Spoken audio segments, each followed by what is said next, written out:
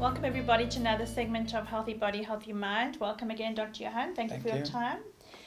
Today I'd like to chat about something in our household. And David takes his blood sugar with a little kit next to his bed. And he's got pills.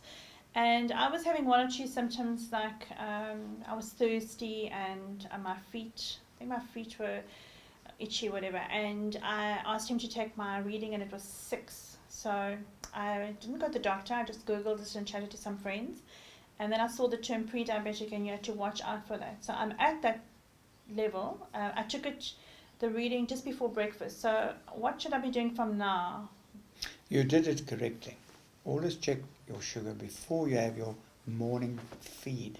Over the night period, while you were resting and sleeping, and your body needs energy, it will still require all the necessary sugars and the insulin you have to produce to get that insulin to your muscles, your body needs, your organs, will of course by that stage have accumulated because you're now not burning out the sugar. You're actually sedentary, you're quiet, you're sleeping. And then if you're going to have a problem managing that sugar during your sleep period and quietness, that insulin your body produces will possibly be not enough to cope with this loading during the night sleep, and therefore you'll have a reading in either your urine or your blood, and it'll be quite a fair reflection of what we call a starving period. You almost wish to believe that it is enough to be fairly accurate if you're predisposing to something, like possibly pre-diabetic. In your case, you had some symptoms like thirst. You even said you may have been a little bit more tired than normal. Your energy, you may have even had some weight loss. No. You may have even had some no strength. weight loss. No weight loss. But right. still, I had some symptoms. Yeah. But just picking up another cautionary thing was my mom's diabetic. So there is that. There's a genetic side. You've got to take that very seriously. I mean, I'm considering your husband, David, our cousin, Kim's brother. He came from America and he'd actually picked up that his diabetes was quite severe while in America, but got worse when he came to South Africa.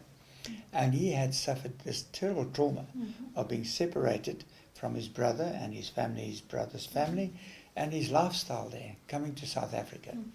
That was a traumatic experience.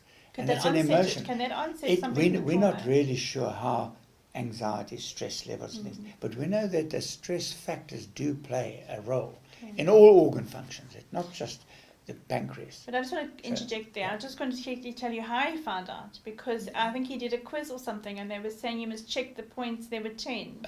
And as he went down, he had every positive side of that. And then he came to see you. So yes, I remember. You realised, okay.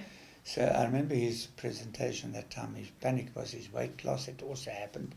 And his thirst was a big question. And he had some burning feet, the paresthesia we talk about there. And he was also feeling lethargic and tired. I put it down to the fact that something was amiss. I didn't want to label him and say he was diabetic. And then, of course, we did the test, and that was the proof was in the eating of the pudding. So what did you do blood test then? So we did blood tests, and in fact I think I just did a urine test, and it was quite massively positive.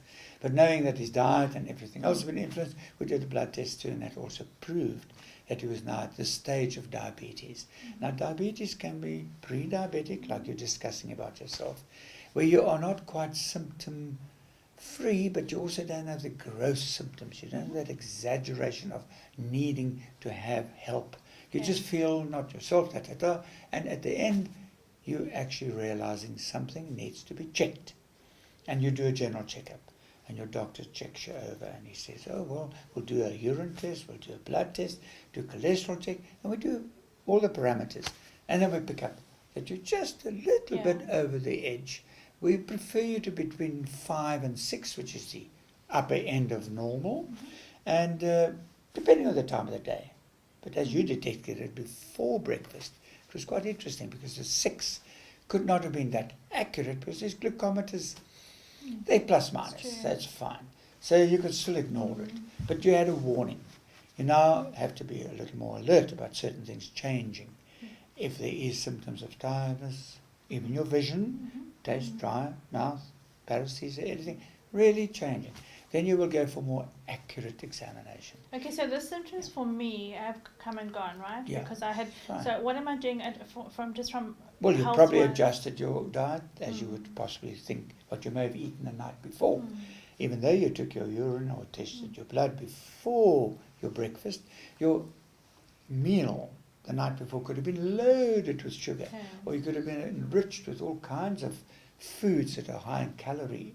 So it could influence that morning picture. So pre-diabetic does not signify any major changes if you very like unlikely. a diet change, Yeah, right? very unlikely. And you can just cope with it. Dietary, exercise, and you watch your weight. There's a horrible word they like using as BMI, body mass index. The new things they're using now regarding your fat, they actually measure the fat content of your body by saying this is the amount you should have in that distribution of that limb, or where you should have it around your distribution areas, midriff, etc., buttock. But all that adds to the general picture. You can cope with a pre-diabetic situation. Okay, well and dietary, so you shouldn't need any medication. That's interesting, and because next time I'd like to pick up on when you're severe. And then we can probably talk and discuss how David presented and how much further things go down the line. But thank you so much for Lovely. joining us. Thank you for joining us. Lovely. Bye-bye. Bye.